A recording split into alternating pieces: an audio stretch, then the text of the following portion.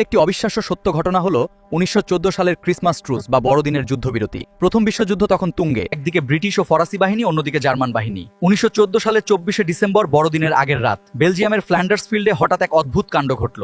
British সৈন্যরা দেখল German পরিখা থেকে ভেসে আসছে গান। কিছুক্ষণের মধ্যেই তারা দেখল জার্মানরা তাদের পরিখার ওপর মোমবাতি আর ছোট ছোট ক্রিসমাস ট্রি সাজিয়ে রেখেছে। ভয় আর সংশয় কাটিয়ে একে একে দুই পক্ষের সৈন্যরা অস্ত্র নামিয়ে পরিখা থেকে বেরিয়ে এলো। যে সৈন্যরা কিছুক্ষণ আগে একে অপরকে লক্ষ্য করে গুলি ছুটছিল, তারা মাঝখানের খোলা জায়গায় এসে হাত মেলালো। তারা একে অপরের সঙ্গে চকলেট, সিগারেট আর খাবারের প্যাকেট বিনিময় করলো। সবচেয়ে অবাক করা বিষয় হলো, অনেক জায়গায় সৈন্যরা মিলে ফুটবল ম্যাচ খেলেছিল। মোজা দিয়ে বানানো বল নিয়ে তারা মেতে উঠেছিল খেলায়। এমনি অনেক জায়গায় তারা একে অপরের দাড়ি কাটতে সাহায্য করেছে এবং নিজেদের পরিবারের ছবিও দেখিয়েছে। এই যুদ্ধবিরতি কোনো উপরের মহলের নির্দেশে হয়নি, এটি ছিল সাধারণ সৈন্যদের নিজেদের মধ্যে তৈরি হওয়া এক মানবিক মুহূর্ত। কয়েকদিন পর উচ্চপদস্থ কর্মকর্তাদের আদেশে তাদের আবার যুদ্ধে ফিরতে হয়েছিল। তবুও সেই কয়েক ঘন্টা বা দিনগুলো প্রমাণ করেছিল যে ঘৃণা বা রাজনীতির চেয়ে মানবতা অনেক বেশি শক্তিশালী। পৃথিবীর ইতিহাসে এই ঘটনাটি আজও শান্তির এক উজ্জ্বল দৃষ্টান্ত হিসেবে স্মরণ করা হয়। যদি ভিডিওটি ভালো লাগে তাহলে একটি ফলো বা সাবস্ক্রাইব এবং একটি লাইক দিয়ে রাখতে পারেন।